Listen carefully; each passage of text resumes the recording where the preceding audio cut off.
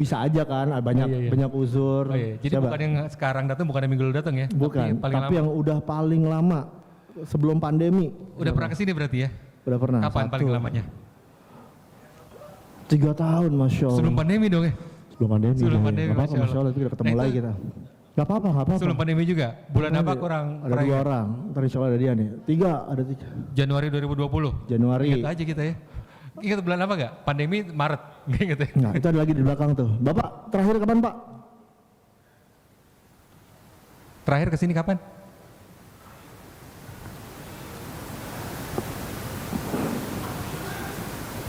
Lumayan kayaknya, lumayan lama deh. Lumayan juga ya? Lumayan lama, Masya Allah, lumayan lama. siap. Boleh. 3 orang aja ya, yang jaraknya jauh, Masya Allah. 3 ada lagi? Kapan juga? 2017. Masya Allah. Lama juga. Gak. Siapa lagi? Ada pandeminya nih. Ya belakang dia kan juga lihat. Alhamdulillah datang lagi. Alhamdulillah 2017 udah lama loh, 5 tahun, Masya Allah. 5 tahun bro, 5 tahun bro. Dah 5 tahun, iya. Udah pemilihan presiden sekali tuh. Ada lagi. Sudah. Berapa orang tadi? 5 orang tadi. 3, 4? 4 ada lagi. 1, 2, 3, 4 ya? 4 aja orang ya? Ada 4 orang, tolong langsung panitia. Untuk sisters kira-kira ada nggak nih yang terakhir paling lama pandemi gitu misalkan? Atau 2017, 2018 angkat tangan. Oh itu ya? Dan datang lagi.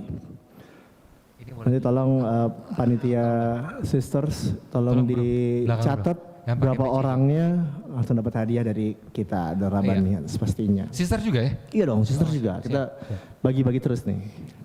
Insya Allah ada ya. 2017 Yahud loh, Masya Allah ya. Masya Allah ya. 2017. Insya Allah. 5 tahun, Alhamdulillah. Dan muncul di sini lagi ya. Iya, Alhamdulillah ketemu lagi. Oke, sambil nunggu sisters, ada banyak kayaknya. Kita sekarang ke yang lain. Iya. Antum deh, sensus. Sensus? Apa ya? Sebelum kita ke kajian. Yang masih kuliah aja kali ya. Masih kuliah lagi ya? S1. S1. Yang S1 datang ke sini. S1 pertama kali ya, bukan S1 2 kali ya. Ada yang S1 lagi ada loh. Itu Masya Allah menuntut ilmunya. Iya, gak ada yang kuliah. S1 yang udah kuliah. S1. Satu orang. Udah lulus belum? 2 orang. 3 orang, 4 orang, 5 orang, Masya Allah. Kok malu-malu ngakunya gak apa-apa S1 malu. 1 5 orang. 5 orang ya? 5 orang. Mana aja tadi? Boleh katakan 1, 2, 3, sebelahan bertiga ya? Oke. Untuk sisters yang S1 tunjuk tangan.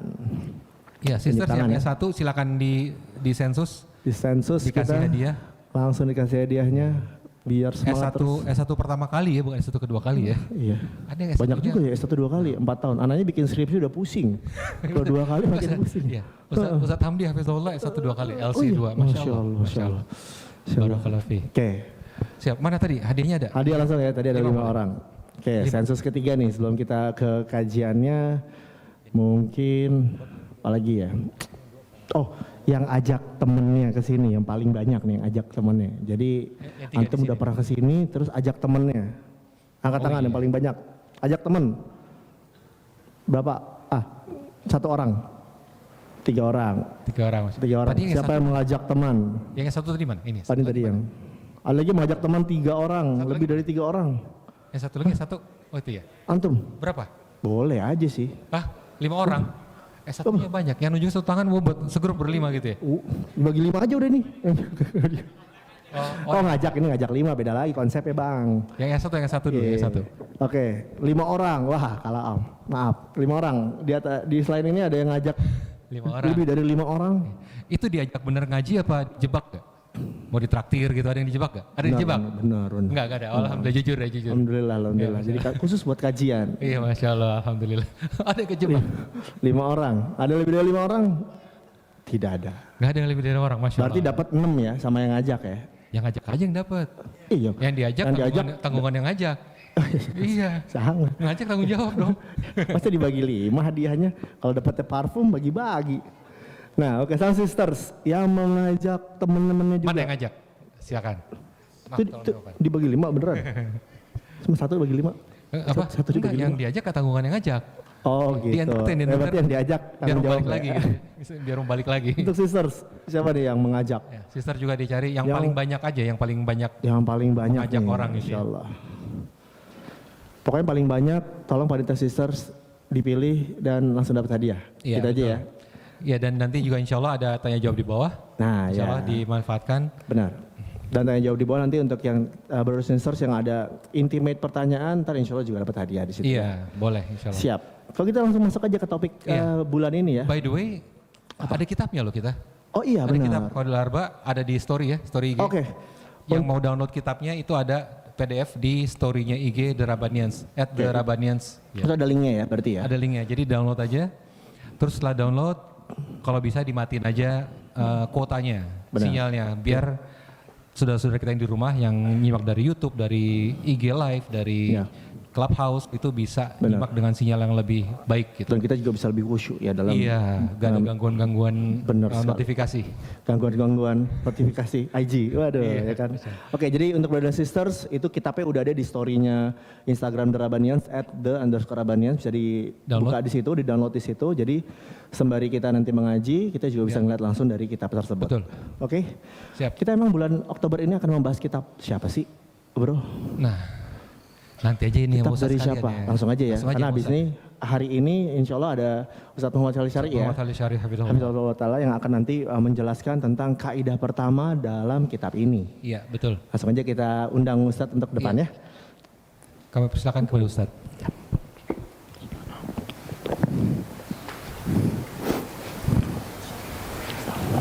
Assalamualaikum Ustadz. Waalaikumsalam warahmatullahi wabarakatuh. Sehat Ustadz? Alhamdulillah. Alhamdulillah. Ustadz? Gimana Pak Dida? Alhamdulillah Ustadz. Sehat ya Ustadz? Alhamdulillah. Antum Anda kalau lihat Antum tuh semakin lama semakin seger terus ya Ustadz. Gimana, Ustadz? gimana? Seger terus gitu. Ya salam. Masya Allah. Ustadz, bulan Oktober ini kita tuh akan membahas salah satu kitab mungkin ya, bisa dibilang. Kitab yang dibuat oleh Syekh Muhammad bin Abdul Wahab At-Tamimi, yaitu Al-Qawaid Al-Arba. Al-Alba. Nah, kira-kira Ustadz dari kitab ini bisa faedah apa aja sih yang bisa kita dapat gitu Ustadz? Dan kenapa kita harus mempelajari kitab ini? Silakan Ustadz. Ya, bismillahirrahmanirrahim. Assalamualaikum warahmatullahi wabarakatuh. Alhamdulillah. Alhamdulillah rabbil alamin.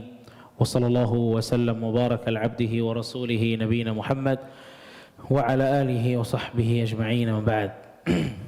Kalau ditanya kenapa Oktober ini serinya kita belajar salah satu kitab yang judulnya Al-Qawaidul Arba'.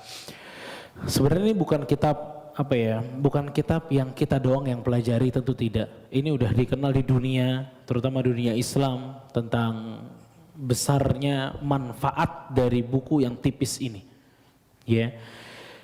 Para ulama mengatakan, kenapa kita harus atau penting mempelajari kitab yang satu ini, judul yang satu ini, Al-Qawaidul Arba'. Pertama tentu karena para ulama-ulama senior, para ulama-ulama besar, mereka senantiasa mengajarkan buku yang singkat ini kepada murid-muridnya. Ya, dan ini menandakan bahwa buku ini memang efektif untuk diajarkan kepada umat dan mudah juga untuk difahami. Kami dulu di Madinah juga seperti itu, ya. Berkali-kali para ulama itu mengulang lagi judul buku ini. Karena isinya tuh luar biasa. Dia tipis, sedikit, singkat, tapi banyak memberikan kita kaidah-kaidah. Yang kata para ulama, kalau saja kita paham isi dari buku ini secara baik, kita ini telah memahami dua agama. Agama apa aja? Agama Islam dan agamanya orang musyrikin. Kalau saja kita paham betul tentang isinya kitab ini, kita paham dua agama sekaligus. Agama Islam dan agama kaum musyrikin. Agama Islam kita pahami tentu untuk kita ikuti. Dan agama kaum musyrikin kita mengenalnya agar kita jauhi. Dan ini kita bisa pahami dari buku yang singkat ini, ya, buku yang singkat ini. Makanya teman-teman sekalian, barakallahu fikum, terlebih ya, penulisnya juga penulis yang semua orang udah tahu, ini ulama besar di abad ke-12, ya. Dan menariknya jamaah sekalian, penulisnya ini itu kalau dilihat-lihat ya, keadaan dia waktu nulis buku ini, keadaan negerinya tuh mirip banget sama keadaan di negeri kita sekarang. Ya, makanya kenapa buku ini dinilai cocok oleh para ulama dibacakan di negeri-negeri yang seperti kita misalnya, yang masih ada kesyirikan di sana dan di sini, cocok banget dipelajari.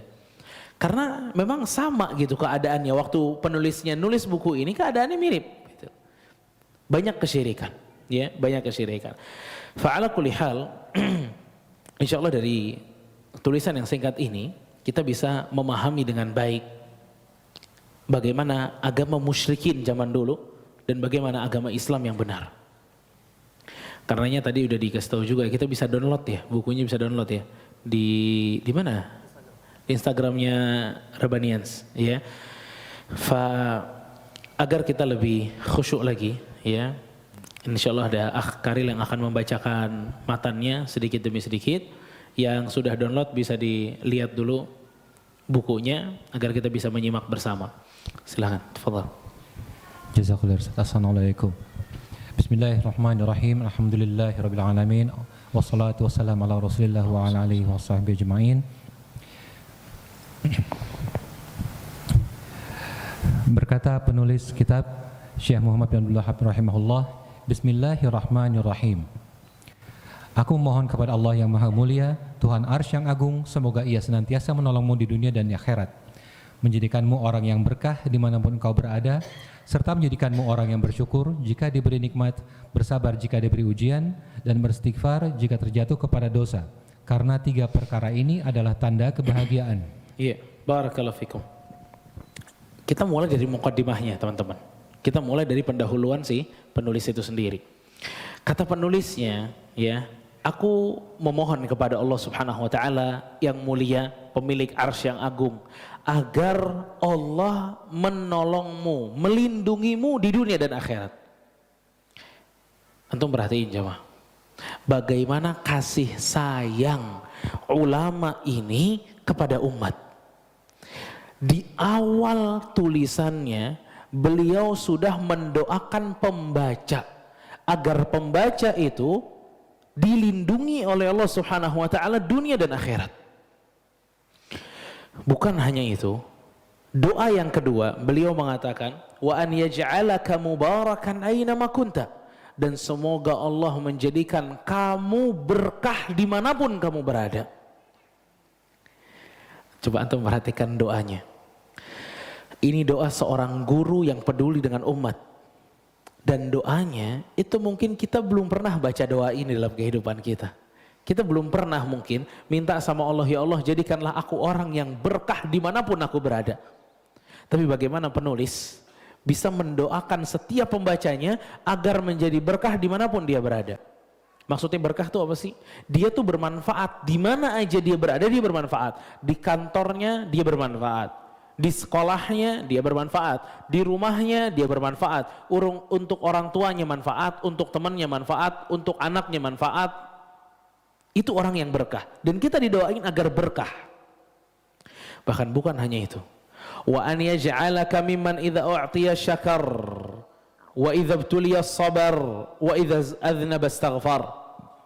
Bahkan penulis mendoakan kita dengan doa yang ketiga, semoga Allah menjadikan kamu orang yang kalau diberi bersyukur, kalau dikasih ujian bersabar, kalau berdosa istighfar, minta ampun sama Allah.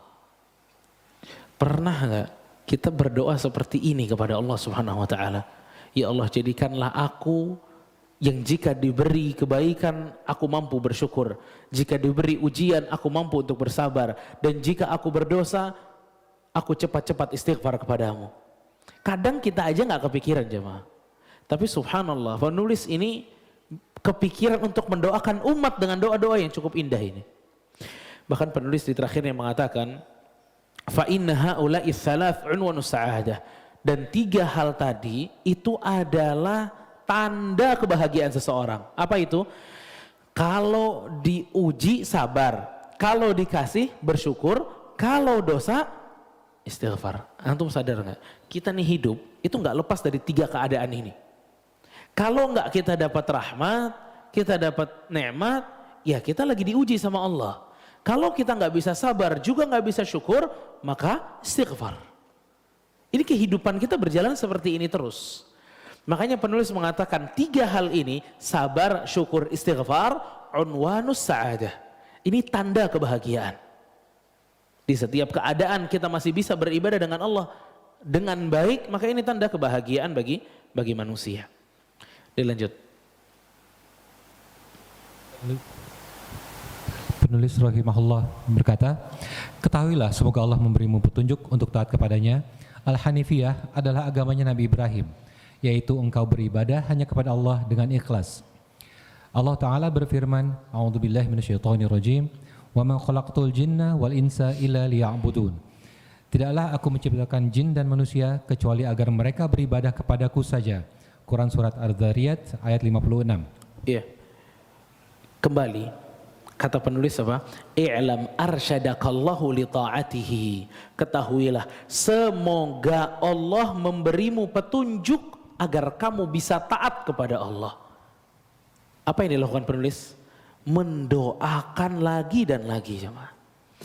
Ini sebenarnya ngajarin kita konsep yang cukup besar dari para ulama. Bahwa prinsip dasar dalam mengajar dan belajar adalah kasih sayang, bukan kekerasan. Prinsip dalam belajar dan mengajar itu adalah kasih sayang, bukan kekerasan. Bukan kekerasan. Ya. Makanya dikatakan oleh ahli hikmah, keliru dalam memberikan maaf itu lebih baik dibanding keliru dalam memberikan hukuman. Itu konsep dalam belajar. Kita punya murid misalnya, kita kasih dia maaf dari apa yang dia lakukan. Keliru kita, salah kita memang, ngasih dia maaf itu salah. Tapi itu masih lebih baik dibanding kita keliru dalam memberikan hukuman. Karena dasar banget dalam pendidikan Islam itu rahmat, jemaah, kasih sayang. Kasih sayang. Wa ma arsalnaka illa rahmatan lil alamin. Dan kami wahai Muhammad tidaklah mengutusmu kecuali sebagai rahmatan lil alamin. Sebagai kasih sayang untuk alam semesta, kata Allah. Jadi kita bisa mengetahui konsep yang cukup indah ini hanya dari beberapa rangkaian kata penulis. Bahwa agama Islam ini dibangun di atas rahmat dan kasih sayang. Dan kita memang butuh petunjuk untuk kita bisa taat kepada Allah Subhanahu wa taala. Ya. Lalu penulis bilang, "Annal hanifiyyata millata Ibrahim." Dan lurusnya agama Nabi Ibrahim, ya. Terjemahannya itu apa? Al-Hanifiyah adalah agamanya Nabi Ibrahim, yaitu engkau beribadah hanya kepada Allah dengan ikhlas. Di sini ada hal menarik. Tiba-tiba penulis menyebutkan Nabi Ibrahim alaihissalam dan mengatakan bahwa annal hanifiyah millata Ibrahim, dan al-hanifiyah agama yang lurus itu adalah agamanya Nabi Ibrahim. Kenapa agama Nabi Ibrahim yang disebut? Dan kalau kita mau lihat lebih dalam, memang antum kalau sholat ya ma, itu waktu tahiyat itu sholawatnya gimana? Ada nama Nabi Ibrahimnya nggak? Ada. Nabi Ibrahim tuh dekat banget sama umat Nabi Muhammad SAW. Dekat banget sama umat Nabi Muhammad SAW, yang menjadikan sholat yang tadinya 50 kali dalam satu hari satu malam, Nabi itu ngobrol paling banyak sama siapa? Nabi Ibrahim. Akhirnya menyusut terus sampai jadi 5 waktu. Ini tanda kasih sayang Nabi Ibrahim dan kepedulian Nabi Ibrahim kepada umat Nabi Muhammad SAW. Dan Nabi kita SAW itu memang secara fisik saja paling mirip tuh sama Nabi Ibrahim. Secara fisik paling mirip dengan Nabi Ibrahim. Kecuali kata Nabi SAW, Nabi Ibrahim jauh lebih tinggi daripada saya. Dan disinilah menariknya, berkali-kali Allah Subhanahu wa ta'ala tuh di dalam Al-Quran selalu menyebutkan millata Ibrahim, agama Nabi Ibrahim, agama Nabi Ibrahim, agama Nabi Ibrahim. Kenapa Nabi Ibrahim? Kenapa enggak Nabi yang lain? Kenapa enggak Nabi Zakaria? Kenapa enggak Nabi Nuh? Pertama kata para ulama, kenapa Nabi Ibrahim yang paling disebut? Karena Nabi Ibrahim itu disebut dengan bapaknya para nabi. millata abina Ibrahim, agama ayah kami yaitu Ibrahim. Ya.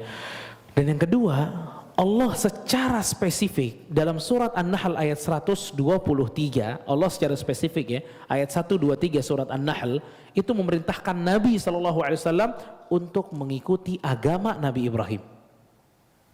Allah berfirman, "Thumma awhayna ilaika an ittabi' millata Ibrahim hanifa wa ma kana minal musyrikin." Kemudian kami wahyukan kepada kamu wahai Muhammad, an ittabi' millata Ibrahim hanifa, mengikuti agama Nabi Ibrahim yang lurus. Nabi SAW itu disuruh ngikutin agama Nabi Ibrahim, jemaah. Kalau saya mau tanya, Nabi yang paling mulia tuh berarti Nabi siapa? Nabi Muhammad atau Nabi Ibrahim? Yang paling mulia tuh Nabi siapa? Nabi Muhammad atau Nabi Ibrahim? Hah? Nabi Muhammad sallallahu alaihi wasallam. Tapi menariknya, kenapa kok banyak ayat yang memerintahkan Nabi Muhammad ikuti agama Nabi Ibrahim, kata Allah. Bahkan dalam surat Az-Zumar, dalam surat Al-An'am sekalipun, Allah memerintahkan umat mengikuti agama Nabi Ibrahim. Kenapa?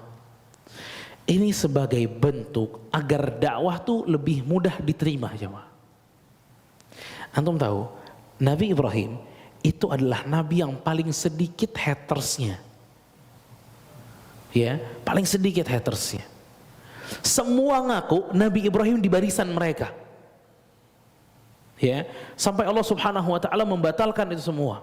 Wa makana Ibrahimu Yahudiyan wala Nasraniyan. Ibrahim tidak Yahudi, tidak juga Nasrani. Karena orang Yahudi mengaku bahwa Ibrahim bagian dari kami, orang Nasrani mengaku Ibrahim bagian dari kami. Ya. Makanya nama-nama orang bule aja banyak tuh, Abraham tuh. Ya. Karena Nabi Ibrahim sedikit hatersnya. Sampai orang musyrikin yang ada di Arab yang agamanya bukan Yahudi, bukan Nasrani sekalipun, mereka tuh respect sama Nabi Ibrahim. Respect banget sama Nabi Ibrahim. Karena itu Allah memerintahkan kepada Nabi Muhammad SAW, tolong perintahkan untuk orang-orang Quraisy yang ada di Mekah untuk mengikuti agama Nabi Ibrahim. Kan kalian respect sama Nabi Ibrahim. Yang saya bawa, kata Nabi, itu sama dengan yang dibawa oleh Ibrahim alaihissalam. Gitu. Ya.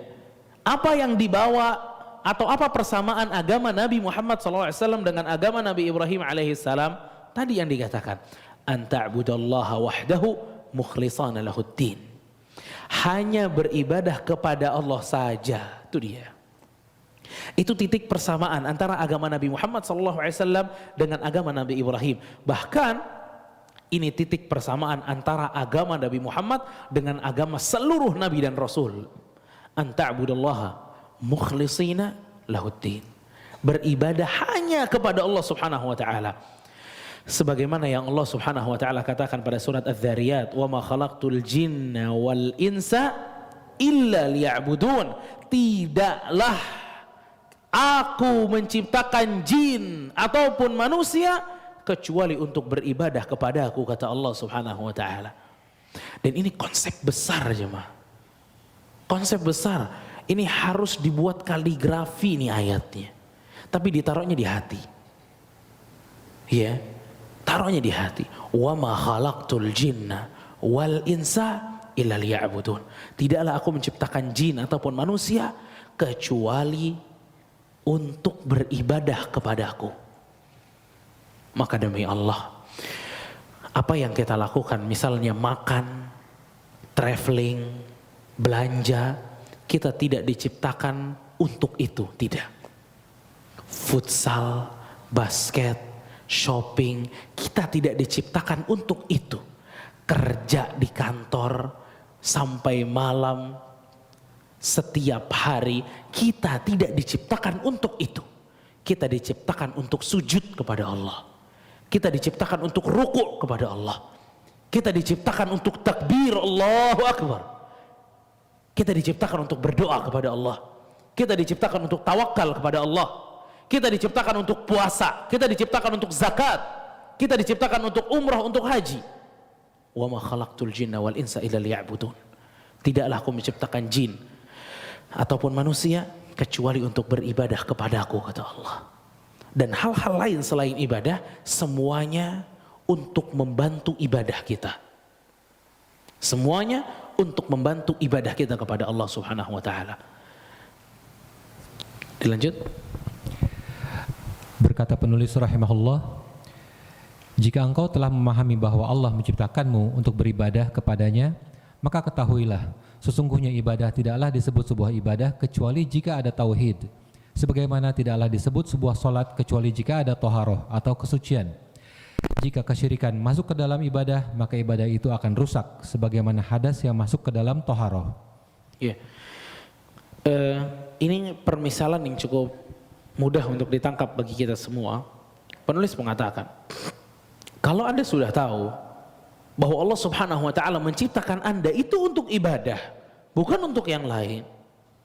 I'lam annal ibadata la tusamma ibadah illa ma'a tauhid. Ketahuilah bahwa ibadah yang kalian lakukan itu tidak dikatakan ibadah yang benar kecuali jika disertai dengan tauhid, dengan pengesaan kepada Allah Subhanahu wa taala.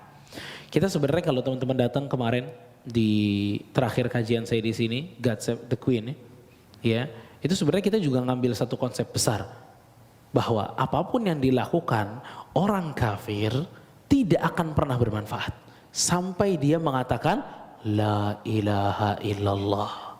Dia ikhlas baru bisa bermanfaat.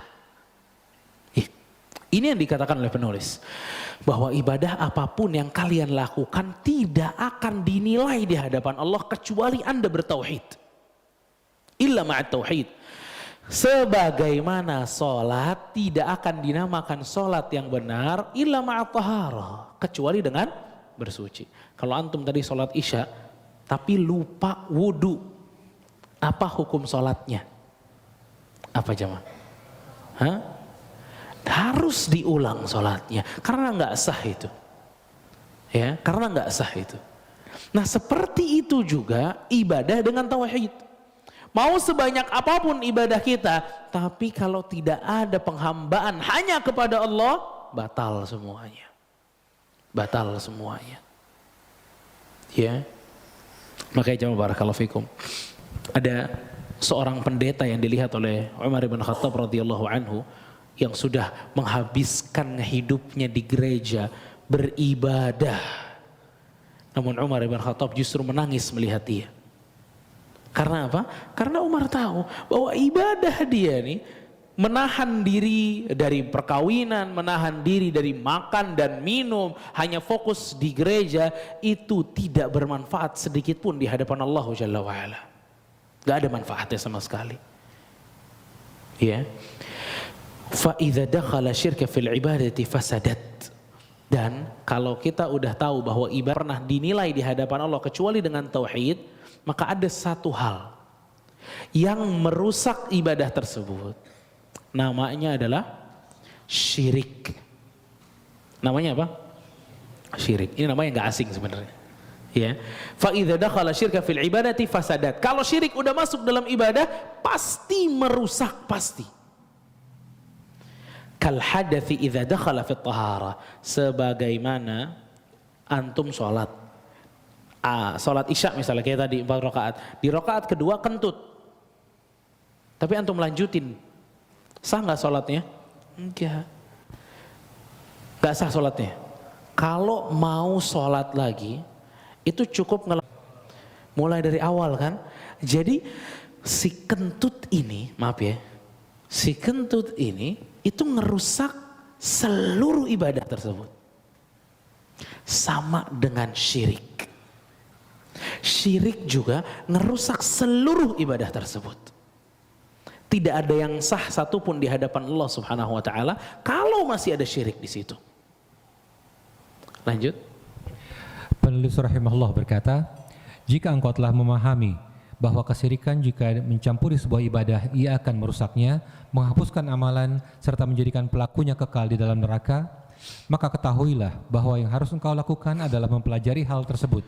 Semoga Allah menyelamatkanmu dari jaring ini, yaitu kesyirikan kepada Allah Subhanahu wa taala. Sebagaimana yang Allah jelaskan dalam firman-Nya, "Innallaha la yaghfiru an yushraka bih wa yaghfiru ma duna dzalika liman yasha. Sesungguhnya Allah tidak mengampuni perbuatan syirik kepadanya dan Ia mengampuni dosa selain itu untuk siapa yang Ia kehendaki. Quran surat An-Nisa ayat 116. Iya, barakallahu fikum. Jamaah barakallahu fikum. Fa idza arafta anna syirka. Antum dengar ini baik-baik. Bagaimana ya penyakit kronis yang satu ini jika masuk ke dalam ibadah kita, jika masuk ke dalam jiwa atau hati kita. Fa idza arafta, kalau kamu udah tahu, kalau syirik masuk ke dalam satu ibadah, afsadaha, pasti rusak. Ibadah tersebut rusak. Bukan hanya rusak jemaah, wa ahbatal amala, dia melenyapkan amalan. Allah Subhanahu wa taala berfirman pada surat Az-Zumar ayat 65. Pada surat Az-Zumar ayat 65 Allah mengatakan, "Walaqad uhiya ilaika wa ilal ladzina min qablika." Antum dengar ini. Aku telah mewahyukan kepada kamu wahai Muhammad dan kepada nabi-nabi sebelummu, la in asyrakta la yahbatanna amaluk. Berani syirik kepada Allah, berani menyekutukan Allah, la yahbatanna amaluk, kami lenyapkan seluruh amalanmu. Antum tahu di surat Az-Zumar yang diancam itu siapa? Siapa yang diancam? Kalau kamu berani syirik, aku lenyapkan seluruh amalanmu. Wala takunanna minal khasirin, dan kamu sesungguhnya benar-benar akan menjadi orang yang merugi. Siapa yang diancam kalau syirik amalannya lenyap? Siapa yang diancam di sini? Rasul sallallahu alaihi wasallam, jemaah. Bahkan bukan hanya Rasul kita, wa ilal ladzina min qablik, dan rasul-rasul sebelummu. Kalau Rasul diancam berani syirik, hilang seluruh amalannya, apalagi kita. Lebih pantas kena ancaman ini. Coba antum bayangin, seseorang yang sudah sholat selama 60 tahun,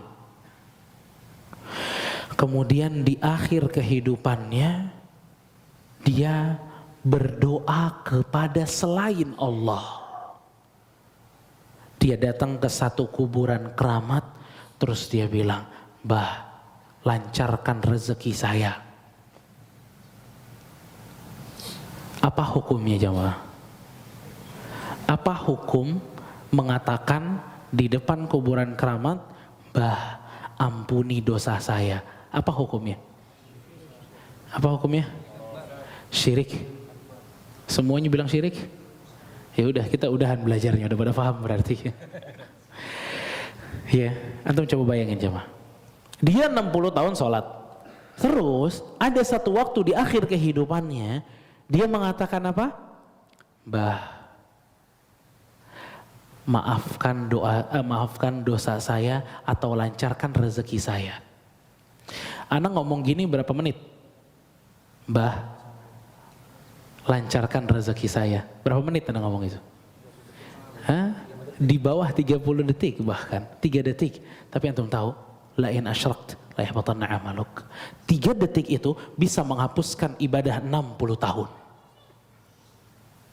3 detik itu bisa menghapuskan ibadah 60 tahun. La in asyrakt la yahbatanna amaluk, kata Allah. Berani menyekutukan Allah, lenyap seluruh amalanmu, kata Allah. Bayangin.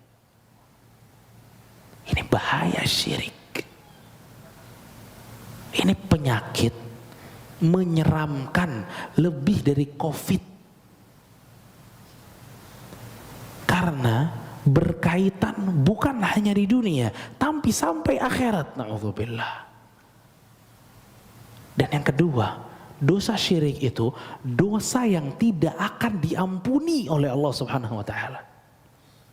Kalau ada orang wafat dalam keadaan menyekutukan Allah, tidak bertaubat, maka Allah sudah ketuk palu bahwa tidak akan mengampuni dosanya. Allah Subhanahu wa taala berfirman pada surat An-Nisa ayat 48. Kata Allah, Innallaha la yaghfiru ayyushraka bih wa yaghfiru ma duna dzalika liman yasha. Sesungguhnya Allah tidak akan mengampuni dosa syirik, kata Allah. Ini udah keputusan Allah sudah. Ini nggak bisa diganggu gugat.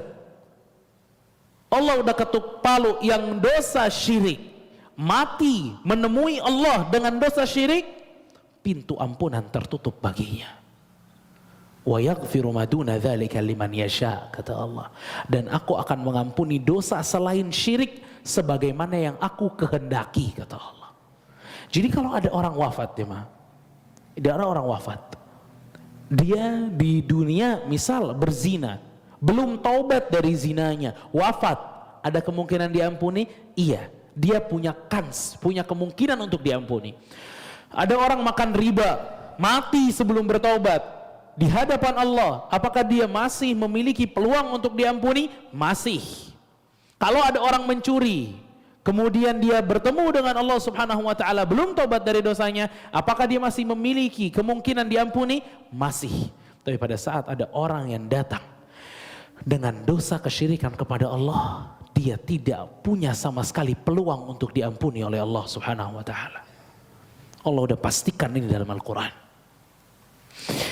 Makanya yang ketiga, orang yang musyrik kekal di neraka selama-lamanya. Kekal di neraka selama-lamanya.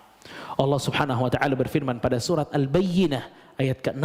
Dalam surat Al-Bayyinah ayat ke-6 Allah mengatakan, Innal ladzina kafaru min ahlil kitabi wal musyrikin fi nari jahannam khalidina fiha ulaika hum syarrul bariyah. Syarrul bariyah, kata Allah. Dan orang-orang yang kafir dari ahli kitab ataupun musyrikin, kata Allah, di mana tempatnya? Fi nari jahannam, di neraka jahannam. Berapa lama?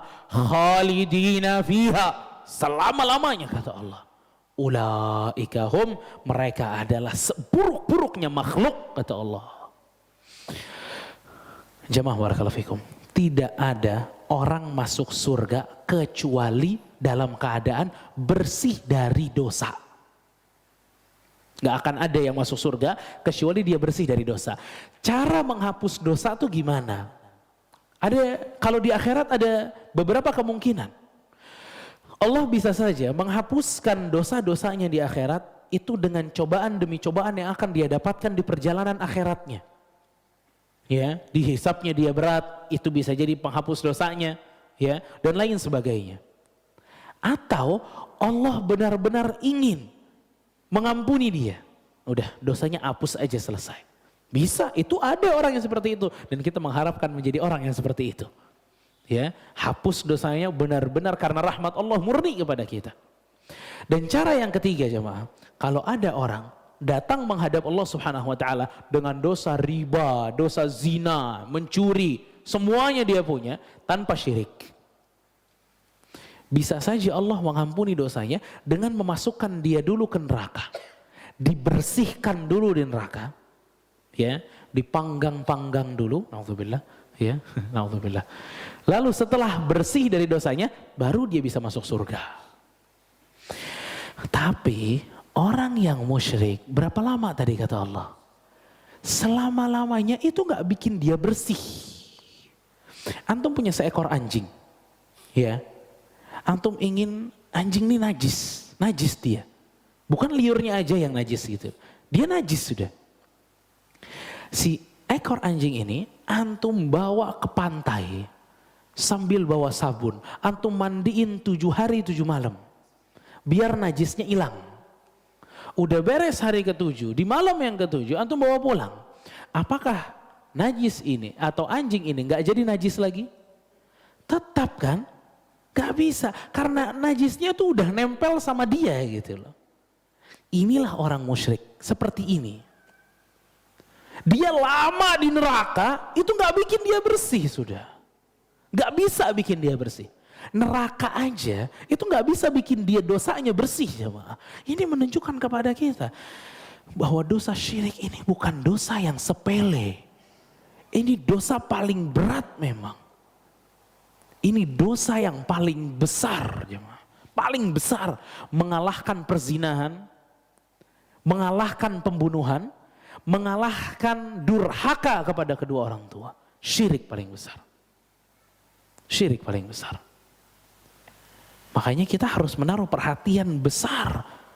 Kapan dibilang syirik? Kapan dibilang tauhid? Apakah yang kita lakukan ini termasuk kesyirikan atau tidak? Itu berarti harus kita tahu. Karena syirik seperti ini mengerikannya gitu loh. Makanya penulis di sini ingin memberikan kita 4 kaidah yang dengan itu Anda tahu ini syirik, ini tauhid. Kalau kita udah tahu, berarti kita bisa menjauhi syirik tersebut dengan 4 kaidah ini. Lanjut.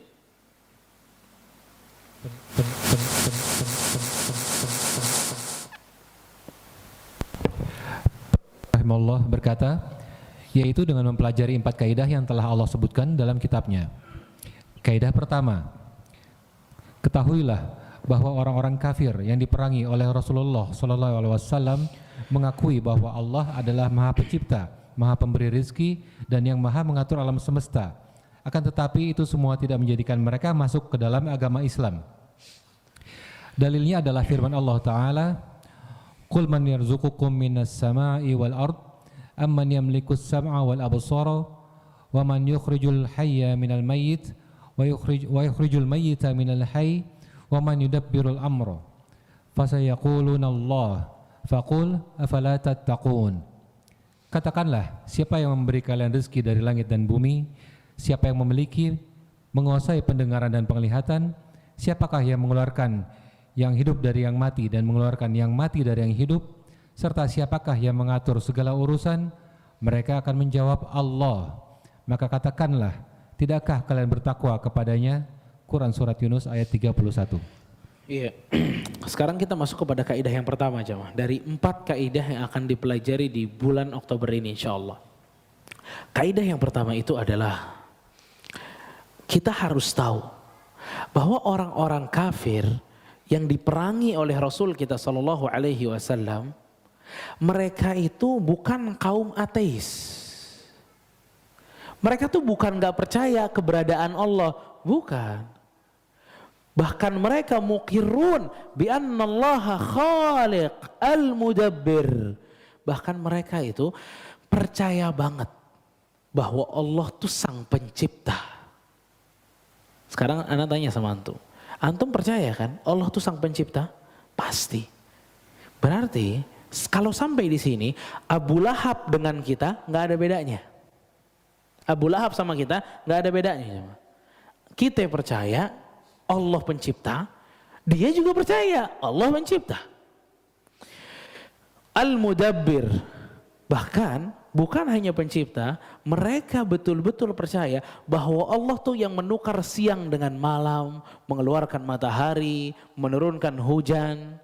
Ya, di sini kita nahan hujannya pakai orang.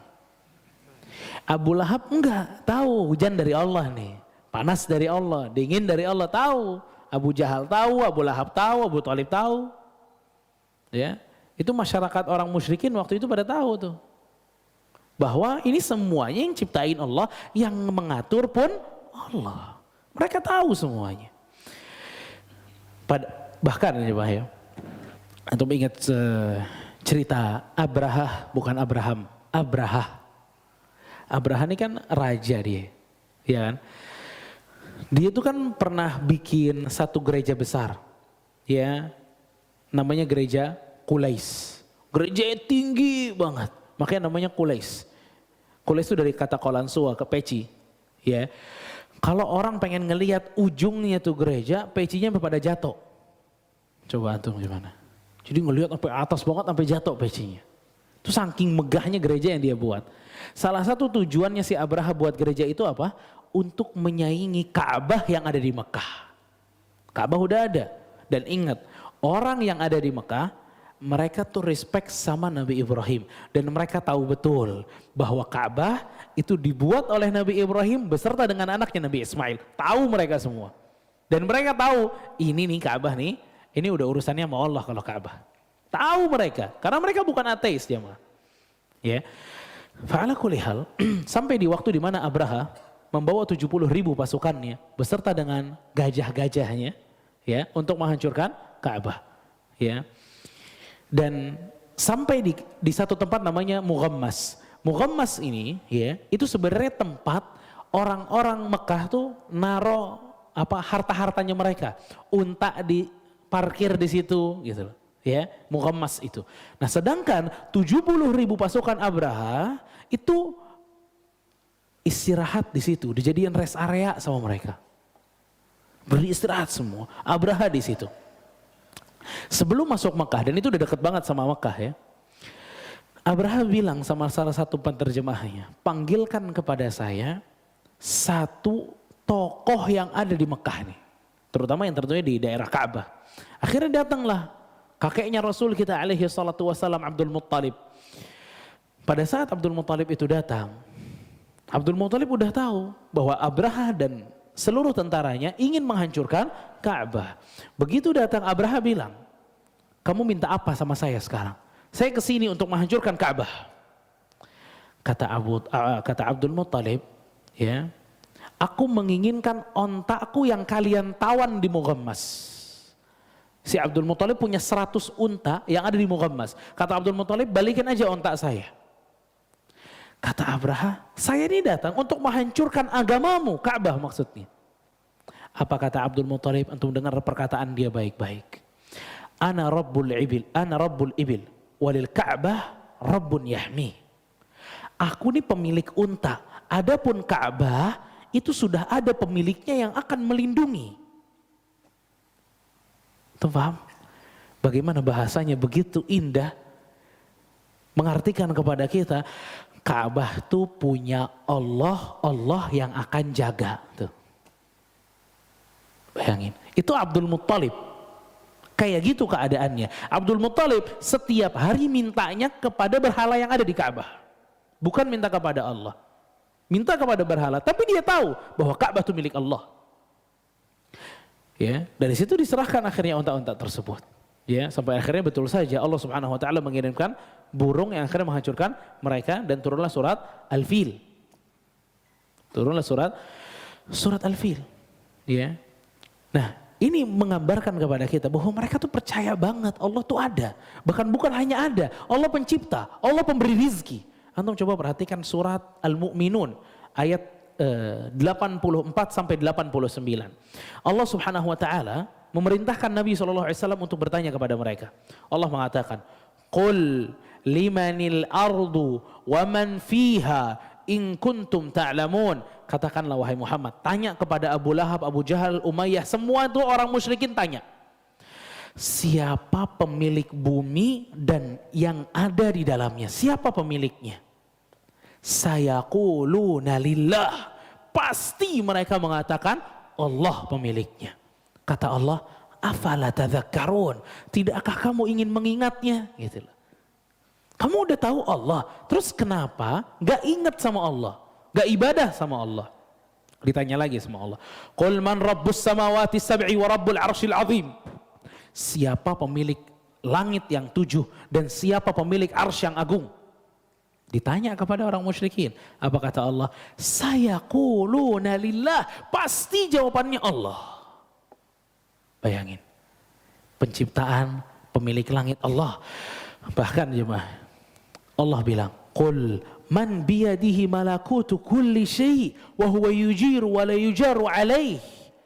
Katakan wahai Muhammad, tanya kepada mereka, siapa yang memegang kendali seluruh alam semesta? Tunggu lihat pertanyaannya. Siapa yang megang kendali seluruh alam semesta? Siapa yang bisa nyetopin hujan? Siapa yang bisa bikin hujan? Siapa yang ngasih rezeki? Siapa yang bikin dingin dan lain sebagainya? Sayaquluna lillah. Pasti mereka mengatakan itu Allah. Lihat. Ana di sini ingin menggambarkan kepada antum semua bagaimana keyakinan mereka orang musyrikin. Mereka percaya betul adanya Allah SWT. Di sini masalahnya. Kepercayaan mereka itu tidak menjadikan mereka masuk Islam, tuh dia. Sekarang Anda tanya sama antum semua. Antum percaya bahwa yang menciptakan alam semesta itu Allah? Sama, percaya. Sama dengan Abu Lahab berarti, masih sama. Ya. Apakah antum percaya bahwa yang memegang kendali alam semesta itu Allah? Percaya juga? Percaya, masih sama dengan Abu Lahab. Apakah antum percaya bahwa rezeki pun di tangan Allah? Percaya, sama Abu Lahab. Tapi antum Islam, dia tidak. Faham? Antum Islam, dia tidak.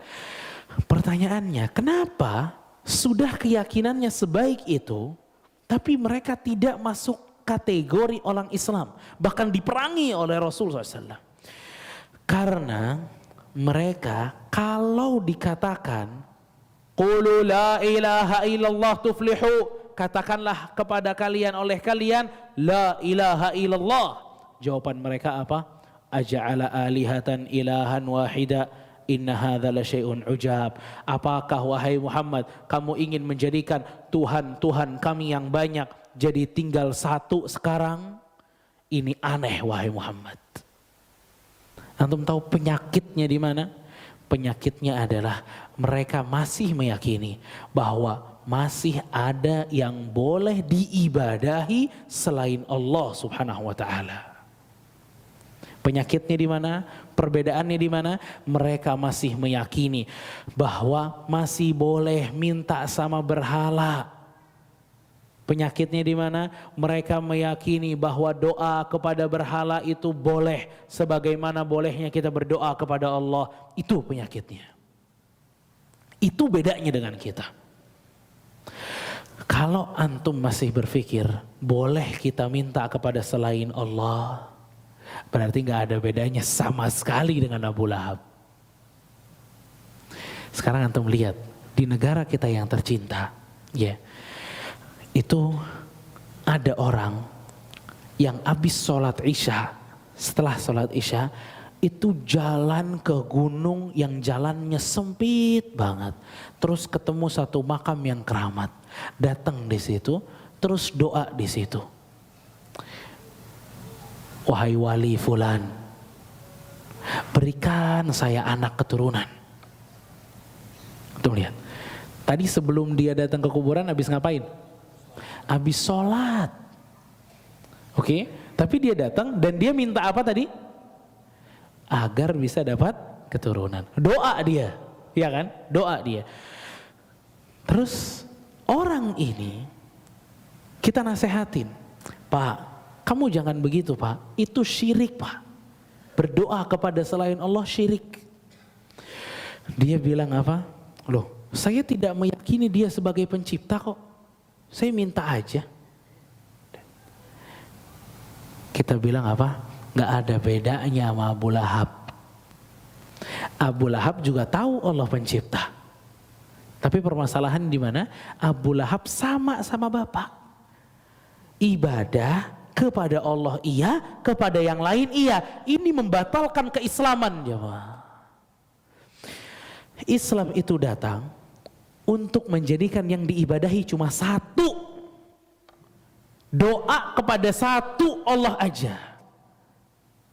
Gak boleh doa kepada yang lain, gak boleh ibadah kepada yang lain, gak boleh percaya kepada yang lain selain Allah Jalla wa'ala. Itu Islam. Makanya orang musyrikin waktu ditawarin la ilaha illallah, jawaban mereka apa? Aja'ala alihatan ilahan wahida. Wahai Muhammad, apakah dengan perkataan tersebut engkau ingin menjadikan Tuhan kami yang sudah banyak, ada 360 berhala di Ka'bah, hilang semuanya, tinggal satu. Inna hadza la syai'un ujab. Ajib kata mereka. Aneh ini. Segini banyaknya hilang semua tinggal satu, aneh. Lihat. Mereka bukan nggak percaya adanya Allah. Mereka bukan nggak percaya Allah pencipta, percaya banget. Tapi mereka yang nggak percaya cuma satu hal. Mereka nggak percaya bahwa hanya Allah yang berhak untuk disembah. Itu masalahnya. Mereka masih meyakini bahwa ada selain Allah yang berhak disembah. Makanya jamaah sekalian, perkataan la ilaha illallah itu besar banget. Karena kalau kita lihat dari kosakatanya, la ilaha illallah, tiada yang berhak disembah selain Allah, berarti di situ kita mengatakan ada yang disembah selain Allah, semuanya kita kufurkan. Ada orang Islam, ya, ada orang sebenarnya, dia bilang agama Kristen atau Nasrani itu juga agama yang benar, kata dia. Ya, antum paham? Perkataan yang seperti ini sebenarnya perkataan yang kufur. Iya, kufur. Karena konsekuensi dari la ilaha illallah, kita meyakini bahwa hanya satu yang berhak disembah. Yesus nggak berhak disembah, jemaah. Dewa-dewa tuh dari namanya A sampai Z itu nggak ada yang berhak untuk disembah. Kalau masih kita meyakini bahwa ada dewa yang berhak disembah, Nyi Roro Kidul juga bisa disembah, berarti la ilaha illallahnya batal, rusak, karena itu kesyirikan namanya. Ya, makanya jemaah sekalian rahimani wa rahimakumullah, Rasul sallallahu alaihi wasallam itu pernah mendatangi satu sahabat namanya Husain. Ini keyakinannya orang musyrikin. Rasul datang ke Husain ini terus bilang, "Kam ilahan ta'budal yawm?" Wahai Husain, hari ini berapa Tuhan yang kamu sembah, kata Nabi. Berapa Tuhan yang kamu sembah? Apa dia bilang? 7. Bayangin. 7. Sittatun fil ardi wa wahidan fis sama. Ada 6 di bumi, 1 di langit, kata dia. Ya. Fa ayyuhum ta'uddu li raghbatika wa rahbatika. Kata Nabi SAW, terus kamu kalau doa itu kemana? Ke 1 yang di langit. Terlihat. Tanggung banget gak sih ini orang? Udah aja 6, hilangin semua, Islam dia beres. Apa kata Nabi SAW? Ya Husain, amma innaka law aslamt. Kenapa gak masuk Islam, kata Nabi. Orang udah selesai kok. Kamu doa kemana? Ke atas kan? Sekarang hilangkan dalam hati kamu, ada yang boleh disembah selain yang di atas. Hilangkan itu semua, Islam kamu selesai. Akhirnya dia masuk Islam. Lihat. Ya. Itu keadaan mereka gitu loh. Mereka maunya ibadahnya tuh banyak. Jangan ke Allah doang, yang lain juga boleh. Dan ini yang terjadi di negara kita juga banyak. Gak mau minta sama Allah aja, mau minta sama yang lain. Ada salah satu syekh kami, Syekh Saleh Sindi, beliau pernah mengatakan, ya, ada satu perempuan, ya, ada satu perempuan, itu dia kalau datang bala gitu ya, atau datang ujian, dia langsung minta kepada wali yang ada di kampungnya. Walinya udah wafat tentunya. Sampai ditanya, kenapa kok minta kepada wali? Lihat, dia bilang apa? Sesungguhnya Allah itu kalau diminta langsung, lama jawabnya. Kalau wali langsung, kata dia, lihat. Su'udzonni sama Allah Subhanahu wa taala besar. Ya. Orang yang seperti ini, kalau kita bilang itu syirik, gak terima dia. Dia bilangnya apa? Orang saya masih meyakini Allah pencipta. Abu Lahab juga gitu. Berarti kesalahannya bukan di situ, bukan masalah meyakini penciptaan doang, bukan. Mau gak meyakini bahwa hanya Allah yang berhak disembah, itu Islam. Itu yang dibawa oleh para nabi, jemaah. Walaqad arsalna Nuhan ila qaumihi faqala ya qaumi ibudullah ma lakum min ilahin ghairuh. Kami telah mengutus Nabi Nuh alaihi salam. Nabi Nuh mengatakan kepada kaumnya, wahai kaum, beribadahlah hanya kepada Allah. Kalian tidak memiliki sesembahan selain Allah. Wa ila adin akhahum huda, dan kepada kaum Ad Allah mengutus Nabi Hud alaihi salam. Apa yang dikatakan Nabi Hud kepada kaumnya? Qala ya qaumi ibudullah ma lakum min ilahin ghairuh. Wahai kaum, beribadahlah kalian hanya kepada Allah. Kalian tidak memiliki sesembahan selain Allah. Wa ila thamud akhahum salihah, dan kepada kaum Thamud Allah mengutus Nabi Saleh. Apa yang dikatakan Nabi Saleh kepada kaumnya? Qala ya qaumi ibudullah ma lakum min ilahin ghairuh. Wahai kaum, beribadahlah hanya kepada Allah. Kalian tidak punya sesembahan selain Allah. Wa ila Madyana akhahum Syuaiba. Dan kepada kaum Madian Allah kirimkan Nabi Syuaib. Apa yang dikatakan Nabi Syuaib kepada kaumnya? Qala ya qaumi ibudullah ma lakum min ilahin ghairuh. Wahai kaum, beribadahlah kalian hanya kepada Allah. Kalian tidak punya sesembahan selain Allah. Lihat, seluruh nabi yang didakwahkan oleh mereka bukan sekedar meyakini agar kalian meyakini bahwa Allah sang pencipta, bukan sekedar itu, tapi meyakini bahwa yang berhak disembah hanya satu, yaitu Allah Subhanahu wa taala. Dan ini yang dibawa oleh Nabi SAW, dan ini yang perlu kita ketahui jamaah sekalian.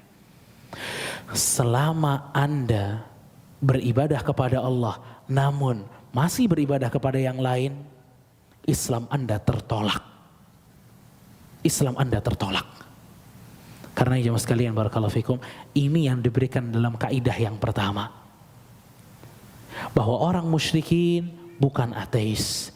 Mereka percaya tentang Allah, mereka percaya kebesaran Allah, mereka percaya Allah pencipta, namun yang menjadikan mereka tetap kafir karena mereka tidak mau hanya menyembah Allah Subhanahu wa taala. Barakallahu fikum, mudah-mudahan bermanfaat kaidah yang pertama sekaligus mukadimah di awal. Wassallallahu ala nabiyina Muhammad wa ala alihi wa sahbihi ajma'in. Masyaallah, jazakallahu khairan Ustaz, barakallahu fik. Ilmu-ilmunya masih baru kaidah pertama ya. Kaidah pertama. Tapi itu sangat penting banget bahwa memang pada akhirnya Allah cuma satu ya, itu yang kita sembah. Ya benar, dan sangat menohok banget ya. Benar sekali. Ternyata kalau sebatas itu doang mirip kita tuh sama yang dulu diperangin Rasul ya. Benar banget. Dan Ustaz memang negara kita itu kan negara yang bukan kompleks juga ya, rich ya, bisa dibilang gitu ya Ustaz, yang dimana banyak juga adat istiadat yang kita lakukan, yang itu sebenarnya tipis-tipis Ustaz. Banyak juga yang kita mengaku muslim tapi pada saat kita bisa dibilang misalkan hasilnya baik, kita mendapat hasil yang baik, kita menyumbang ke laut dengan nama-nama Allah, dengan ayat-ayat Allah. Itu juga termasuk ya Ustaz, itu tidak bisa kita lakukan. Itu dia tadi, muslim tapi musyrik. Ya, dia mengaku muslim tapi sebenarnya dia telah menyekutukan Allah Subhanahu wa taala. Sama ya Ustaz ya? Sama. Dan apalagi anak muda sekarang juga ada juga tuh Ustaz. Bahkan antum tadi nyebutin tentang masalah laut misalnya. Ya. Itu sebagian mereka meyakini bahwa yang mengatur laut itu Nyi Roro Kidulnya. Ini keyakinan ini Abu Lahab nggak percaya. Lebih parah. Lah iya. Kan dari tadi dia bilang apa? Dia tahu banget Abu Lahab bahwa yang ngatur laut semua sungai Allah.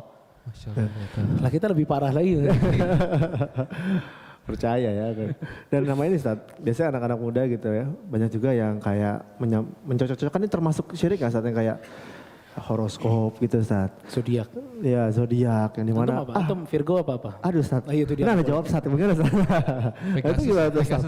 Itu kadang kan juga karena kebiasaan ya Ustaz ya, kebiasaan kita ngelihat habis sholat, kita tadi Ustaz habis sholat tiba-tiba ada, cocok gak ya? Ini gue lagi ada apa ya? Itu gimana Ustaz ya? Sama tuh, mirip juga. Dia apa ya, menganggap bahwa hari lahirnya dia itu memberikan manfaat atau bisa menolak mudarat. Oh iya. Gak mungkin gitu, itu gak mungkin banget. Dan kayaknya Anda pernah dengar satu orang dia suka nulis rubrik zodiak di salah satu majalah, ya, dan dia bilang enggak, ini mah bohongan doang gitu. Bohongan doang, yang lain syirik. Ngarang aja dia. Ngarang aja. Ngarang, Masya Allah. Dia bohongan yang lain syirik. Astagfirullah. Baiklah, nih kira-kira brothers dan sisters siapkan pertanyaan. Kita mulai dari brothers Siap, ya. kita dari brothers dulu ya. Ya. Brothers, Ustadz mau milih Ustadz, siapa yang mau bertanya? Antum aja yang pilih, antum aja. Itu tuh yang baju kuning duluan tuh. Silakan. Boleh, Yang baju kuning silakan. Ini nih, kan lupa ada di sini. Siap. Silakan. Nama dan Nama perlu nama ya? nggak boleh. Boleh, kenalan deh. Silakan. Nama boleh Ustadz ya? Kuliah apa kerja, ngomong gitu aja. Nama dan domisili boleh, kerja. domisili. Silakan. Ya, saya Surya. Iya. Saya mau tanya sih, saya nggak mengamalkannya, tapi bagaimana menurut Ustadz itu tawasul itu sih, karena dulu di kota perantauan saya kuliah ya ada sih memang yang berdoa melalui tawasul, entah yang sudah tiada ataupun yang masih ada tapi memang dianggap itu tokoh yang beragama seperti itu sih. Kurang lebih seperti itu aja. Makasih. Assalamualaikum warahmatullahi wabarakatuh. Tawasul ya, Masya Allah. Silakan. Iya, tawasul itu maksudnya perantara ya, menjadikan apa namanya orang alim ini atau wali Allah yang telah wafat ini sebagai perantara dia kepada Allah Subhanahu wa taala. Sebenarnya jawabannya ini akan Anda dapati di kaidah yang kedua. Ya, makanya udah tunggu aja di kaidah kedua. Nah, bersambung berarti pekan depan harus Masya ikut, Allah. datang lagi ya Terima insyaallah kasih. ya. Jawabannya ada di Pekan depan, Insya Allah. di kaidah kedua. Bersambung. Terima kasih teasernya ya, kasih teaser Masya pekan Allah, depan kayaknya Masya pasti Allah, itu insya Allah. Iya. Makasih Surya tadi ya. Benar-benar. Jazakallah khair. Sekarang sisters. Sister, silakan, Kita pindah ke sister dulu. Kalau ada pertanyaan silakan. Silakan, udah siap sisters? Sudah ada belum? Belum ada, kita lempar ke brothers dulu. Tuh yang paling belakang tuh udah pengen Brothers banget dulu. tuh. Yang mana? Tuh yang apa yang deket kayu. Oh, yang nempel di itu. Ya. Siap. Oh, itu Silakan. aja. Silakan. Kita ada di belakang. Nanti sisters kalau pertanyaan silakan. Assalamualaikum warahmatullahi wabarakatuh. Nama Waalaikumsalam Muhammad warahmatullahi. Mansur, Pak Muhammad Mansur. Ada orang yang meramal pakai tarot atau menganalisa pandangannya, tapi dia mengatakan bahwa ini bukan syirik atau musyrik gitu, tapi analisa kayak SWOT gitu Pak. Dan itu gimana ya? Iya. Kemarin saya dikerjain gitu kan sama teman saya. Oh iya coba. Kartu tarot ya? Silakan. Iya, Siap, terima kasih. Tarot yang pakai kartu kan ya? Hah? Kartu. Sebenarnya kalau kita bercerita tentang masalah perdukunan, ya, itu dengan tarot, dengan kartu dan lain sebagainya itu sebenarnya udah lama ada. Bahkan di zaman Nabi SAW, dukun-dukun itu skillnya macam-macam. Ya, ada yang meramal orang dari bintang. Gitu loh. Ini kalau bintangnya begini nih, oh ente cocoknya kerja di air misalnya. Berenang nyelam ya Ustaz? Hah? Nyelam berarti ya, nyelam terus. Jadi tukang galon aja, galon air. Atau dengan pasir, sama. Pasirnya tuh ya dimain-mainin mungkin ya. Nanti begitu kebentuk dengan sesuatu, dibilang tuh, oh ini nasib kamu berarti begini dan begitu. Intinya itu semua praktek perdukunan di zaman Nabi SAW juga banyak. Kalau aja di zaman dulu udah ada tarot, mungkin juga dukunnya udah pakai tarot. Ya, tapi semuanya dianggap syirik, sihir, bahkan kekufuran. Semuanya sama. Selama dia meyakini, ya, sihir itu kenapa kufur? Karena dia meyakini ada yang mengetahui hal gaib selain Allah Subhanahu wa taala. Ya, dan semua dukun harus punya keyakinan ini baru jadi dukun. Paham tuh? Jadi ini apa tuh namanya ya, keharusan syarat jadi dukun. Ya, meyakini bahwa ada hal gaib, ada yang mengetahui hal gaib selain Allah. Ya, dan itu semua dengan catatan-catatan tersebut, ya, dengan gaya-gaya tersebut. Wa ala kulli hal itu semua masuk dalam ranah kesyirikan. Jadi dibilang analisa itu gak bohong Ustaz ya? Apa gimana? Antum analisa itu mestinya bisa diilmiahkan gitu loh. Iya. Diilmiahkan dan diakui keilmiahannya gitu loh. Oh, itu baru kita bisa yahin gitu ya. Seperti ilmu nujum. Ilmu nujum itu ada dua. Ada yang tadi lihat bintang begitu-begitu doang tuh. Iya. Itu yang syirik. Tapi ilmu nujum maksudnya adalah ramalan cuaca yang bisa dipertanggungjawabkan dan bisa ilmiah, itu boleh. Oh iya. Astronomi, astrologi itu Ustaz. Iya benar. Tapi kalau soal ilmu Ustaz misalkan, berarti itu ilmu hitam gitu ya. Apakah emang ada yang ilmu putih gitu Ustaz? Maksudnya kayak ternyata dia emang hanya untuk Allah gitu.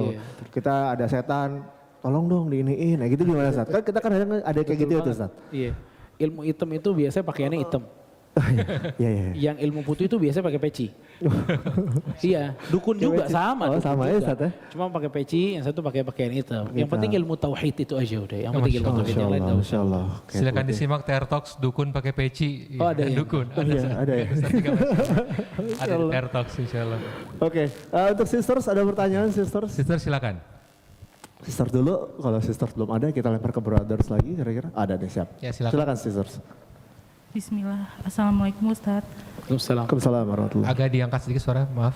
Bagaimana cara menyikapi suami yang masih memikirkan dunia, suka bermain game judi dan beliau belum menjadi teladan yang baik untuk istri. Kadang-kadang juga melakukan syirik Ustadz, misalkan suka mandi gitu, di mana untuk Iya. untuk bersih-bersih ya. mendapatkan apa gitu Ustadz. Gitu aja sih Ustadz. Syukran Ustadz. Barakallahu fiik. Taufik barakallah. Ya, fala haula wala quwata illa billah. Emang ini katanya ini juga lagi ramai ini. Judi dari game lewat HP. Benar, judi online Ustaz. Judi online. Banyak sekali Ustaz. Ya, dan gampang katanya. Tinggal main game terus ya udah judi gitu loh. Jadi bisa main judi. Fa'ala kulli hal ya. Ini suami-suami yang seperti ini tentu pertama dia dosa untuk dirinya. Dan pasti yang kedua, dia akan lalai dari mempertanggungjawabkan istri dan anak-anak. Tanggung jawabnya pasti lalai. Berarti di sini dia akan mendapatkan dua musibah. Musibah untuk dirinya sendiri dan musibah tanggung jawabnya dia kepada keluarganya. Ya, pasti itu. Apalagi tadi mandi di sungai kan katanya. Iya. Ya, mandi di sungai. Dan ini Masalah banyak mandi di banget sungai. ini, Bang. Banyak banget. Dan itu juga sama. Itu bentuk-bentuk kesyirikan zaman now. Insyaallah. Ya, mandilah di sungai ini biar bersih dan lain sebagainya. Barakallahu fiik. Tidak ada keberkahan kecuali dipastikan dalam Al-Quran dan Sunnah. Ya, air ini, mentang-mentang habis diminum sama Ustadz terus berkah? Tidak, tidak berkah. Yang berkah cuma satu, air Zam-Zam. Kenapa bisa katakan air Zam-Zam berkah? Karena air Zam-Zam udah ada dalilnya. Berarti sungai-sungai yang lain tidak bisa dikatakan berkah. Tidak bisa. Ya. Dan untuk istri tentu yang pertama adalah harus senantiasa berdoa siang malam kepada Allah Subhanahu wa taala agar Allah memberikan hidayah kepada suaminya. Dan jangan putus asa dalam masalah hal ini, jangan putus asa. Harus semangat dalam berdoa. Ya. Jangan pernah kalau doa tuh bilang doa ya mungkin diterima, mungkin tidak. Ini masalahnya. Kalau punya perasaan ini doanya nggak diterima. Jangan punya perasaan ini dalam doa. Tapi perasaan yang harus dikedepankan dalam doa, Allah akan ijabah doa ini. Pasti Allah ijabah. Itu yang harus dikedepankan dalam perasaan kita. Yang kedua adalah sabar dalam menasehati. Ya, sabar menasehati. Sebelum menasehati tentu harus mengilmui dulu. Bahwa judi-judi itu haram, mandi di sungai tertentu pun haram hukumnya. Gak ada keberkahan kecuali apa yang ada dalam Al-Quran dan Sunnah Nabi SAW. Kalau ini udah tahu baru didakwahkan kepada suami dengan cara yang lembut. Ya, dengan cara yang lembut. Semoga Allah Subhanahu wa taala memudahkan. Amin ya rabbal Amin alamin. amin Allah. Masya Allah, silakan. Mana lagi? Tuh, brothers, antum yang pilih deh. Brothers sekarang. baik banget di brothers. Banyak nih Masya Allah. Semangat Itu banget ya. ya. Sebelah kanan ya, oke siap. Silakan. Sayap kiri silakan. Yuk. Pencet dulu maaf. Ya. Ditukar aja tuh ah. Nah ya, sebentar. Assalamualaikum Mbak Ustadz. Assalamualaikum. Mau tanya soal syafaat anak, misalnya orang tuanya itu matinya syirik, syafaat anak misalnya hafiz Quran gitu, apakah berlaku gitu Tad? Iya. Terima kasih. Jadi anaknya hafid Quran, ayahnya meninggal dalam keadaan syirik gitu. Iya. Meninggal kesyirikan Ustaz. Iya. Masya Allah. Barakallahu fikum. Pertanyaan ini ya, insya Allah ada jawabannya di kaidah yang kedua. Nah, Masya Allah. bersambung lagi, bersambung. Teaser lagi. lagi, Masya Pekan Allah. depan datang ya. Pekan depan datang. Iya Masya Allah ini memang menarik nih ya. Insya Allah. Jadi Alhamdulillah. kita membuat kajian ini biar terus lanjut nih. Bener, jadi bikin pancingan teaser. Alhamdulillah, Pancingan. Masya Allah. Jawabannya ada di pekan kedua Ustaz ya. Wah. Ada di kaidah yang kedua. Ditunggu Minggu depan, ya, insya Allah. ditunggu ya. Berarti sekarang pertanyaannya yang kaidah satu ya. Biar lebih jelas. Coba sister dulu. Sister lagi. Ada lagi. Ustaz. Udah siap Waktunya masih sister? banyak nih, alhamdulillah. Sister ada? Kira-kira. Nah, oke. Sister siap. Assalamualaikum warahmatullahi wabarakatuh. Waalaikumsalam warahmatullahi wabarakatuh. Izin bertanya Pak Ustadz, saya kebetulan punya orang tua atau besan ya Pak Ustadz ya, yang kental sekali dengan hal-hal yang syirik. Itu sudah berkali-kali saya ingatkan karena mengingat usia mereka sudah sepuh. Dan itu sering sekali ada petik-peletian yang aneh-aneh yang membuat ada kadang-kadang ada gesekan antara saya dengan besan. Itu bagaimana caranya untuk menerangkan, menjelaskan kepada mereka. Kalau saya jelaskan saya bawa ke dalam agama, mereka selalu ngeles dengan berbagai macam alasan. Akhirnya saya hanya diam dan tidak mau ada terjadi gesekan. Saya minta solusinya bagaimana saya bisa menjelaskan supaya mereka bisa benar-benar tahu dan bisa berubah dengan kepercayaan mereka dengan hal-hal yang kesyirikan. Nah, mengingat usia mereka yang sudah sangat sepuh. Terima kasih. Assalamualaikum warahmatullahi wabarakatuh. Waalaikumsalam warahmatullahi wabarakatuh. Ya. Barakallahu fikum. Secara umum Bu ya, memang orang-orang yang umurnya sudah lanjut dan sudah berkarat dalam kesyirikan itu memang lebih sulit untuk didakwakan dibanding anak-anak yang masih muda. Itulah juga kenapa Nabi SAW tuh pengikutnya kebanyakan anak muda. Karena orang-orang yang udah seniornya ini udah berkarat banget, tapi bukan berarti Allah Subhanahu wa taala mengharamkan hidayah kepada mereka, tentu tidak. Makanya kembali saya katakan, sebelum kita mendakwahkan mereka, biasakan doa sama Allah. Ya. Kadang kita tuh semangat mendakwahkan tapi kurang semangat dalam mendoakan. Padahal hidayah tuh di tangan Allah Subhanahu wa taala, bukan di tangan kita. Ya. Yang kedua, setelah kita mendoakan, kita mendakwakan semampu kita. Ya, kalau kita tahu dalilnya kita kasih tahu dalilnya, kalau dia nanya kita jawab, itu yang kita lakukan. Selanjutnya dia terima atau tidak terima, itu urusan dia sama Allah Subhanahu wa taala. Ya, karena tugas kita hanya menyampaikan. Ya, jangan membebani diri kita di luar apa yang dibebankan oleh Allah kepada kita. Kita diperintahkan untuk menasehati, hanya itu. Setelah itu urusan dia sama Allah Subhanahu wa taala. Ya. Jadi jawabannya adalah untuk senantiasa berdoa dan terus dakwah. Jadi jangan diem Bu ya. Cari momen yang terbaik. Ya, kalau lagi enak ngobrol itu masukin hal tersebut. Dan memang kadang langkah kita tuh kadang masih keliru gitu loh. Jadi setiap ketemu dia ngomongin syiriknya dia. Setiap ketemu dia ngomongin syiriknya dia, bete dia. Ya, dia nggak mau terima, kesel duluan dia ngelihat kita udah bete. Ya. Nah, ini berarti kita mesti bangun relationship yang bagus dulu gitu loh. Hubungan yang baik dulu, ya. Kita bisa jalan bareng misalnya, makan bareng, udah ngobrol enak, baru masuk ke apa yang kita inginkan dakwahkan kepada dia, gitu loh. Ini bisa jadi tips juga ya, agar dakwah kita bisa diterima, ya. Jadi nggak langsung ditembak terus setiap waktu, tapi biarkan mengalir dulu, ngobrol dulu, baru masuk ke apa yang kita ingin bicarakan, ya. Adapun nantinya ada resiko, itu pasti. Selembut apapun kita berdakwah, ada orang yang lebih lembut daripada kita. Nabi SAW dibenci oleh banyak orang. Jadi jangan berharap dalam dakwah kita kepada seseorang itu akan bersih dari kebencian dari orang tersebut, cacian, makian, marah, itu nggak mungkin. Ya, jadi dakwahkanlah tetap dengan resikonya. Wallahu a'lam. Kita harus tetap pakai strategi kita ya, sebagai ingin memberikan ilmu ya. Masya Allah ya. Insya Allah, insya Allah. Baik, Oke, brothers lagi. Sekarang, brothers.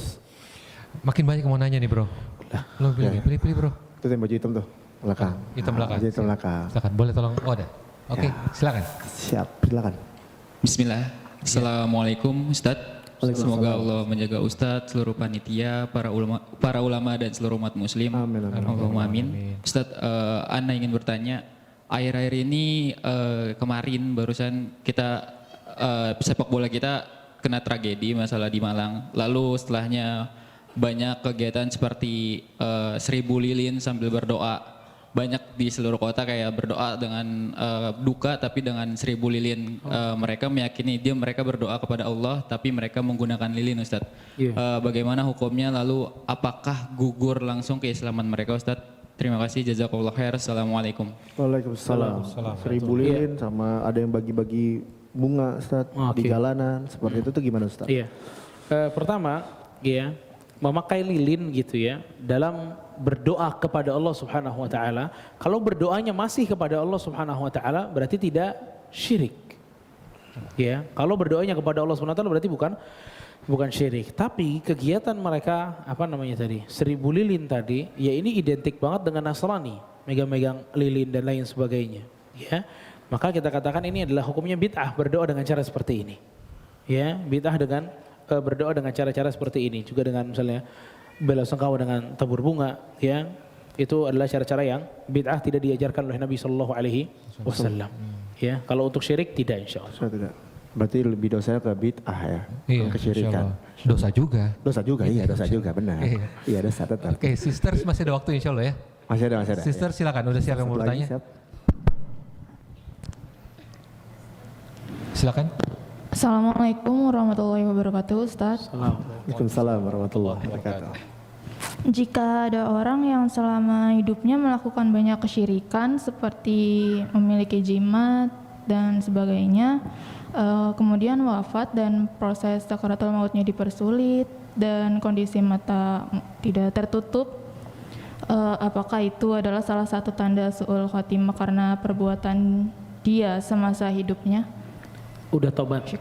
Belum tobat saat. Jadi pada saat meninggal dia matanya masih terbuka, terus meninggalnya dipersulit. Nah itu apakah Prosesnya salah sulit satu? gitu ya? Ya, apakah itu su'ul khotimah? Iya. Wallahu taala alam, ya. Tapi itu bukan tanda-tanda yang baik tentunya. Ya, bukan tanda-tanda yang baik. Karena orang mukmin itu tidak meninggal dalam keadaan-keadaan seperti itu. Ya.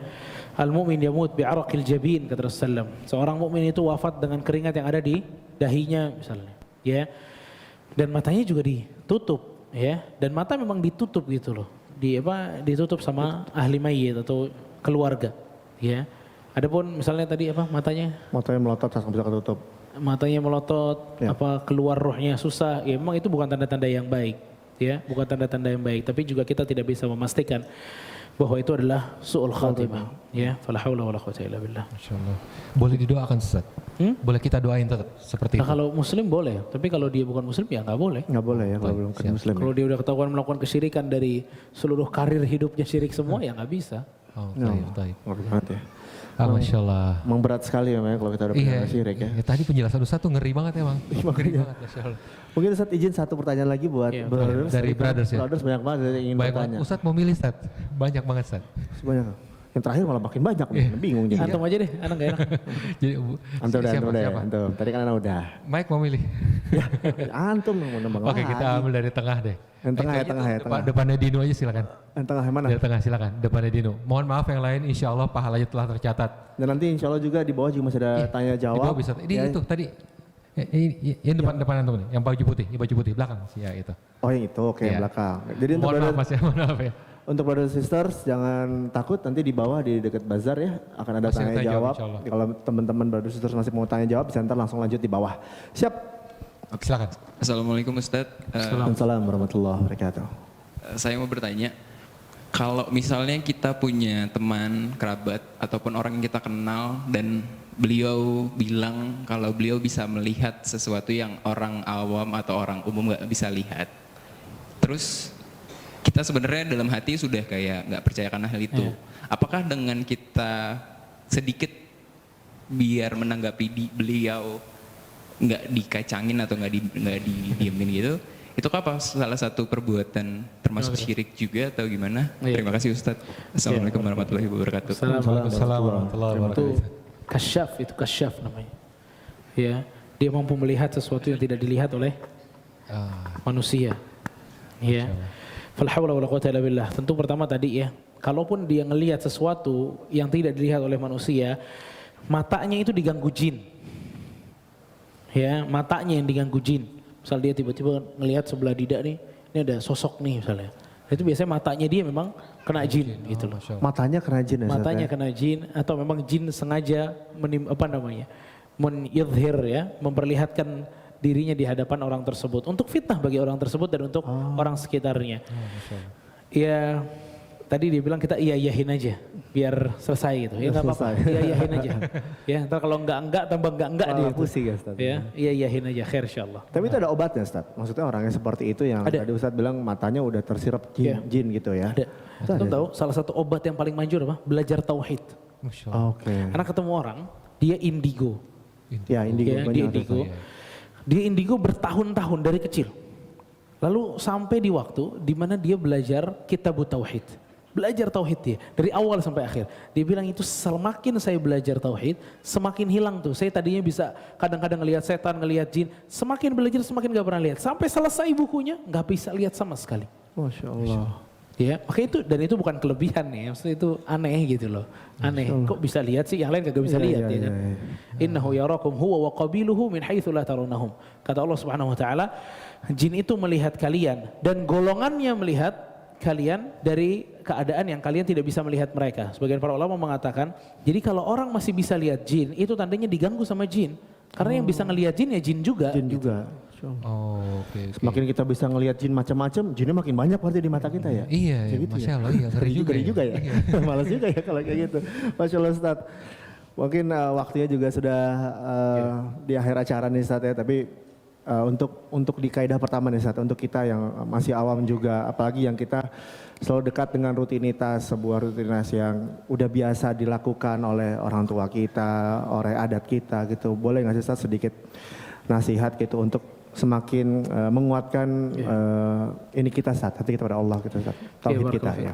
Barakallahu fikum. Teman-teman sekalian ya, kita mempelajari ini bukan untuk nunjuk-nunjuk orang lu syirik, lu syirik, lu syirik, lu syirik, bukan. Tapi untuk kita mengerti apa itu syirik dan apa itu tauhid. Untuk mendakwahkan orang yang tidak tahu, bukan untuk menghukumi. Ya, bukan untuk menghukumi. Makanya jemaah sekalian barakallahu fikum, saya juga ingin mengajak antum sekalian untuk sampai selesai mengikuti series yang ini. Ya, karena ilmu kalau tanggung ya, itu nggak jadi baik. Ya, jadi ilmu antum jangan sampai tanggung. Jadi kalau ngasih tahu orang nanti, ngasih tahu orang tua misalnya, itu nggak tanggung-tanggung. Ya, dan tadi udah timbul pertanyaan-pertanyaan yang akhirnya timbul di kepala kita setelah mendengar kaidah yang pertama, dan pertanyaan-pertanyaan itu insya Allah akan terjawab di kaidah-kaidah berikutnya. Ya, makanya hadir di series yang Oktober ini insya Allah memberikan kita taufik. Amin amin amin. Dan jangan lupa hadir pekan depan. Jazakallah khairan Ustaz, barakallahu fiik. Kita ketemu lagi nanti di lain waktu, dan brother and sisters, sekali lagi kita mau ngasih tahu ya bahwa kajian ini akan berseri, jadi pekan depan insya Allah kita akan lagi. Selama 4 kali Rabu di Oktober. Benar, pekan depan kita akan membahas di kaidah kedua dengan Ustaz siapa ya? Tungguin aja. Tunggu aja. Tunggu teasernya, tunggu posternya. Jangan lupa follow @the_Abanans untuk melihat evaluasi dan kesimpulannya ya. Ntar insya Allah nanti akan kita bagikan juga kesimpulannya atau rangkuman dari kajian hari ini. Benar banget. Semoga Allah mudahkan. Semoga Allah mudahkan juga dan diberikan kesehatan kita juga selalu untuk selalu mendatangkan di kajian-kajian berikutnya. Iya, amin, jadi hadir terus, insya Allah kita akan selesaikan kitab penting ini di bulan Oktober, di Rabu keempat insya Allah akan selesai. Benar. Dan semoga Allah mudahkan semuanya. Amin. Hati-hati untuk yang akan berjalan pulang, terutama bagi sisters. Betul. Tetap aware, jaga minta perlindungan kepada Allah dan juga selalu awas terhadap kondisi sekitar. Ya, mari kita tutup kajian ini dengan doa kafaratul majelis. Ya. Subhanakallahumma bihamdika asyhadu an la ilaha illa anta astaghfiruka wa atubu ilaik. Assalamualaikum warahmatullahi wabarakatuh. Terima kasih.